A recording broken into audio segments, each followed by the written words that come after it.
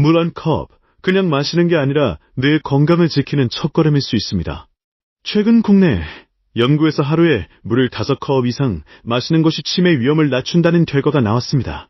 서울대병원과 한림대 동탄성심병원 연구팀은 287명의 노인을 대상으로 2년간 수분 섭취량과 뇌 속 아밀로이드, 단백질 축적 정도를 분석했습니다. 아밀로이드 단백질은 알츠하이머병의 주요 원인으로 알려져 있는데요. 이 단백질이 뇌에 쌓이면 신경세포를 손상시키고 기억력 저하로 이어질 수 있습니다.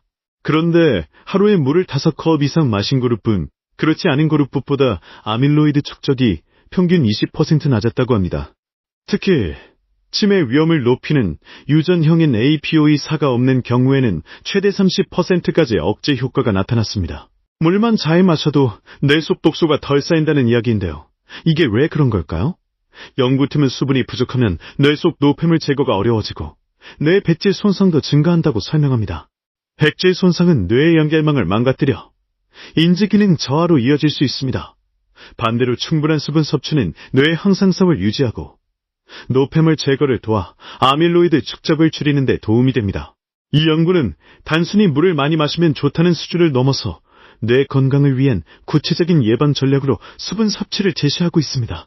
특히 유전적 요인에 따라 수분 섭취 효과가 다르게 나타나기 때문에 개인 맞춤형 예방 전략이 중요하다는 점도 강조됩니다. 예를 들어 APOE4 유전염을 가진 사람은 수분 섭취만으로는 충분하지 않을 수 있고 다른 생활 습관 개선이 함께 필요할 수 있습니다.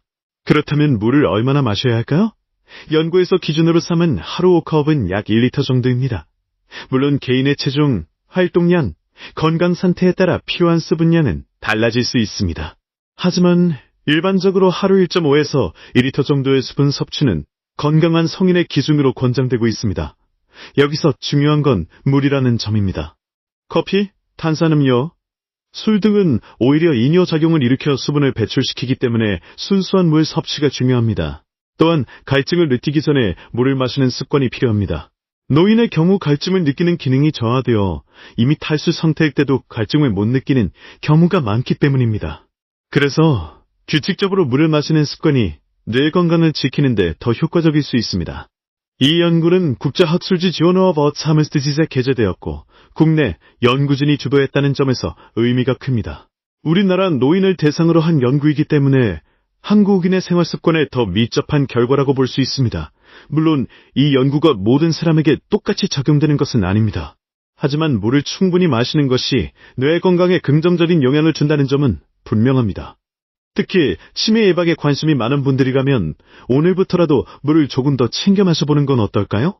아침에 일어나자마자 한 컵, 식사 전후로 한 컵씩, 그리고 오후에도 한두 컵 정도만 챙겨도 충분히 5컵은 채울 수 있습니다. 물병을 눈에 잘 끼는 곳에 두거나 스마트폰 알림을 설정해 두는 것도 좋은 방법입니다.